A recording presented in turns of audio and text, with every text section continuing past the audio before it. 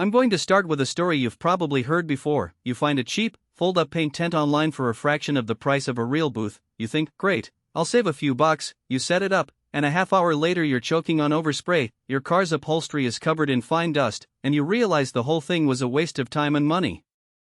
That's the exact regret many DIY painters feel when they gamble on a flimsy solution. So the question I keep hearing from people in the garage is, can there be a middle ground? Is there an inflatable paint booth that actually works without costing as much as a permanent spray room?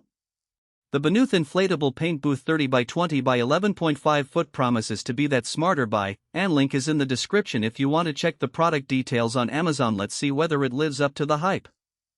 First off, the size of this thing is huge. At 30 feet long and 20 feet wide, you can literally roll a truck chassis, a full-size boat hull, or a series of furniture pieces inside and still have room to move. That alone solves a major pain point for hobbyists who usually have to paint one piece at a time in a tiny pop-up tent. The 3 built-in blowers that BONOOTH includes are meant to keep the air circulating, which is crucial because paint particles need a way out, otherwise they settle on every surface including the ones you're trying to protect.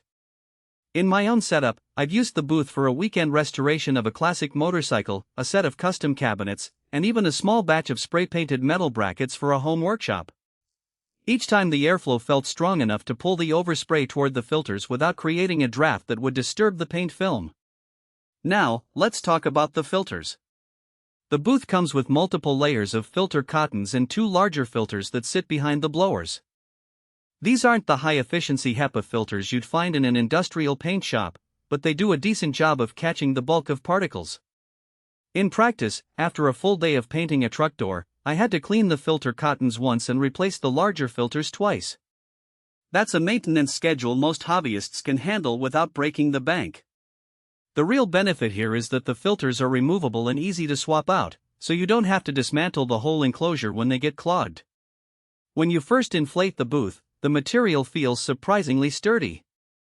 It's a heavy-duty PVC that resists punctures from tools, brush handles, or the occasional stray nail. The seams are welded, not just glued, which means you won't hear that annoying hiss of air escaping after a few weeks of use. The only real downside I found is that the material can become a little stiff in colder temperatures. If you're trying to set it up in a garage that's not heated, the inflation process takes longer, and the walls don't have the same give as they do in a warm environment. That's something to keep in mind if you're planning to use the booth in a winter shop.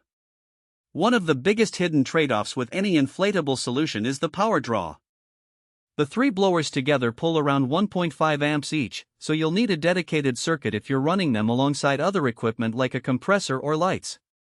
In a typical home garage, most people have a 15 amp circuit, which is just enough, but you'll have to be mindful of not overloading it. The good news is that the blowers are relatively quiet, about 55 decibels, so they won't drown out your music or the conversation while you're working. If you have a tiny workshop with limited outlet space, you might need a power strip with surge protection or a separate outlet for the booth. Who should consider buying this?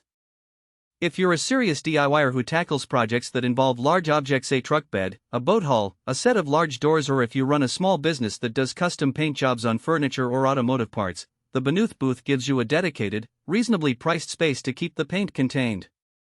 It's also a solid option for hobbyists who want to upgrade from a simple pop-up tent but aren't ready to invest in a permanent spray room with HVAC and filtration.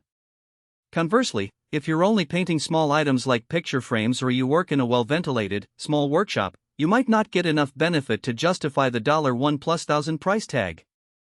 Also, if you don't have the electrical capacity to run 3 blowers simultaneously, you'll end up tripping breakers and losing more time than you save.